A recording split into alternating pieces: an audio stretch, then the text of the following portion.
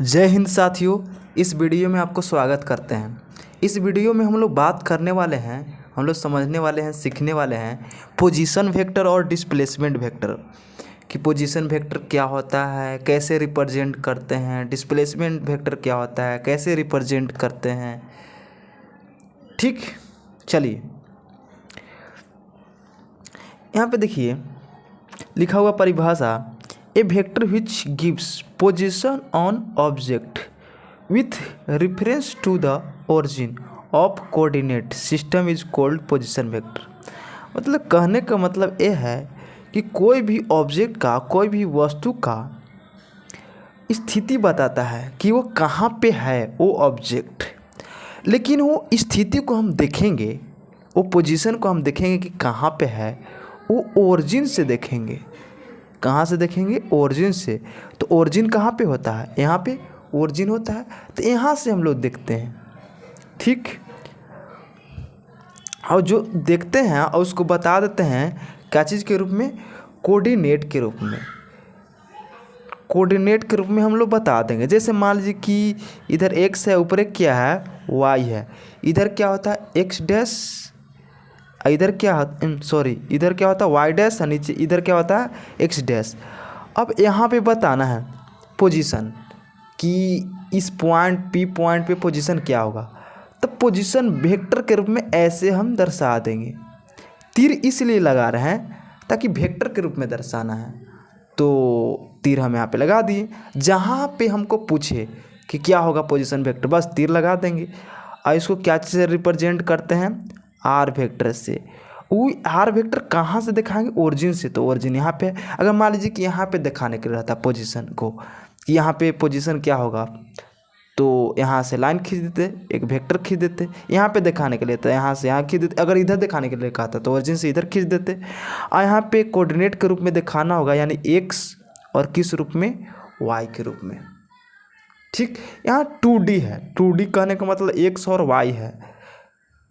अगर यहाँ पे आर वेक्टर बराबर हम लिखना चाहते हैं तो क्या होगा फार्मूला? यहाँ फार्मूला बनेगा पोजीशन वेक्टर बराबर एक्स आई कैप प्लस वाई जे कैप। आई जे ये डायरेक्शन बता रहा है। क्या बता रहा है? डायरेक्शन, दिशा। अब मान लीजिए कि 3D में रहेगा तो कैसे हम सोल्व कर सकते हैं, कैसे हम बना सकते हैं फिगर? मान लीजिए कि एक और वेक्टर ऐसे है, ऐसे ध्यान दीजिए, इधर यहाँ पे हम बना रहे हैं 3D में है। एक्स इधर, वाई ऊपर, जेड इधर। हम लोग जानते हैं 3 एक्सिस होता है, एक्स वाई और जेड। इसी के लिए हम इसी को बोलते हैं 3D। 2 एक्सिस रहेगा, एक्स और वाई, तो 2D। तो यहाँ पे बताना है पोजीशन वेक्टर। ये जो जेड एक्सिस होता है परपेंडिकुलर होता है एक्स और वाई पे ऐसे, लेकिन ऊपरे हमारा थोड़ी बोर्ड है कि हम दिखा सकते हैं। ऊपरे हमारा बोर्ड नहीं है, इसलिए हम नहीं दिखा सकते ऊपर को। इसीलिए हम किधर तीर सकते हैं? ऐसे। तो यहाँ पे बताना है पोजीशन वेक्टर यानी कि आर वेक्टर। यहाँ पे क्या क्या रहेगा? एक्स भी रहेगा, वाई भी रहेगा, जेड भी रहेगा। पोजीशन यानी स्थिति अपना चेंज हो रहा है। जैसे जैसे आगे बढ़ते जाएगा, इधर बढ़ते जाएगा, पोजीशन क्या हो जाता जाएगा? बढ़ते जाएगा ऊपर में, एक्स भी और वाई भी और जेड भी। तो यहाँ पे लिखना चाहेंगे तो आर वेक्टर बराबर क्या लिखेंगे? एक्स आई कैप प्लस वाई जे कैप प्लस जेड के कैप। ऐसे हम लोग पोजीशन वेक्टर दिखाते हैं, दर्शाते हैं, बताते हैं। आर वेक्टर से रिप्रेजेंट करेंगे और इसको इस रूप में हम लोग दिखाएंगे। जैसे मान लीजिए कि अब क्वेश्चन रहेगा यहाँ पे 2 4 यहाँ 6 रहेगा, तो इस कोऑर्डिनेट के क्या बताना है? पोजीशन वेक्टर बताना है। क्या बताना है? Position vector. तो देखिए कोऑर्डिनेट हम जान रहे हैं, और यहाँ पे हम लिख देंगे आर वेक्टर बराबर क्या लिख देंगे? यहाँ एक्स के जगह पे कितना है? 2, तो 2 आई कैप लिख देंगे प्लस वाई के जगह पे कितना है? 4, तो 4 जे कैप लिख देंगे। जेड की जगह पे कितना है? 6, तो 6 के कैप लिख देंगे। ऐसे रिप्रेजेंट करना है। मान लीजिए कल के डेट में ऐसे रहा था पोजीशन वेक्टर यहाँ पे कि बताइए कि यहाँ पे पोजीशन वेक्टर क्या होगा, यहाँ पे पोजीशन वेक्टर क्या होगा। यहाँ क्यू मान लेते हैं और यहाँ पे वैल्यू है 2 और 4, क्या होगा इसका पोजीशन वेक्टर। कोऑर्डिनेट दिया रहेगा और पोजीशन वेक्टर मालूम करने के लिए रहेगा। ठीक, तो आर वेक्टर बराबर यहाँ पे क्या लिख सकते हैं, देखिए ये किस क्वाड्रेंट में है, दूसरा क्वाड्रेंट में। तो इसमें देखिए ये एक्स डैश है इधर, तो इधर में क्या होता है निगेटिव, तो यहाँ पे लिखेंगे -2i कैप, और ऊपर क्या होता है पॉजिटिव, तो +4 जे कैप। बस इतना ध्यान रखिएगा। डायरेक्शन देखिएगा, अगर इधर है एक्स डैश तो माइनस में, अगर इधर है तो प्लस में, ऊपर है तो प्लस में, नीचे है तो माइनस में। तो इधर पहले एक्स आता है तो फिर वाई आता है, तो एक्स क्या चीज़ में है निगेटिव में, तो यहाँ निगेटिव लिख दिए हैं। अब आई जे बता रहा है क्या डायरेक्शन, आई कैप यहाँ पे बता रहा है किधर में, एक्स डैश में। एक्स डैश में तो जा ही रहा, लेकिन एक्स डैश में यहाँ आई क्या बताता है एक्स में, अब माइनस आई कैप क्या बताता है एक्स डैश में, तो इसीलिए -i कैप लिख दिए। ठीक, तो किसी क्वाड्रेंट में हम पोजीशन वेक्टर बता सकते हैं। क्या मेरे बात कुछ समझ में आया? हाँ सर, अगर मान लीजिए इधर बताने के लिए रहता कि इधर बताइए, तो एक्स भी क्या होता पॉजिटिव, वाई डैश क्या होता निगेटिव, यानी कि यहाँ पे लिख देते एक्स का मान पॉजिटिव में और वाई का मान क्या चीज़ में निगेटिव। क्या लिख देते थे भाई, इधर रहता तो एक्स पॉजिटिव में वाई डैश क्या निगेटिव में, यानी कि एक्स आई कैप पॉजिटिव में हो जाता है, जे कैप निगेटिव में हो जाता है। चलिए अब डिस्प्लेसमेंट वेक्टर पढ़ते हैं। चलिए आगे लिखा हुआ है a displacement vector is a straight line vector initial position to its final position, its change in position. यानी कि दो गो वेक्टर है, ऐसे दो पोजीशन वेक्टर, एक्स इधर क्या है वाई, एक पोजीशन वेक्टर यहाँ पे, एक पोजीशन वेक्टर यहाँ पे क्यू, ये R1 वेक्टर, ये क्या R2 वेक्टर। हमको डिस्प्लेसमेंट वेक्टर चाहिए, तो इनिशियल पोजीशन कहाँ है ए वाला, फाइनल पोजीशन कौन है ए वाला। कैसे हम जाने, ये पहला पोजीशन है, ये दूसरा पोजीशन। तो इनिशियल पोजीशन से फाइनल पोजीशन पे एक हम क्या वेक्टर ड्रॉ कर देंगे, एक वेक्टर लाइन खींच देंगे, स्ट्रेट जो होना चाहिए।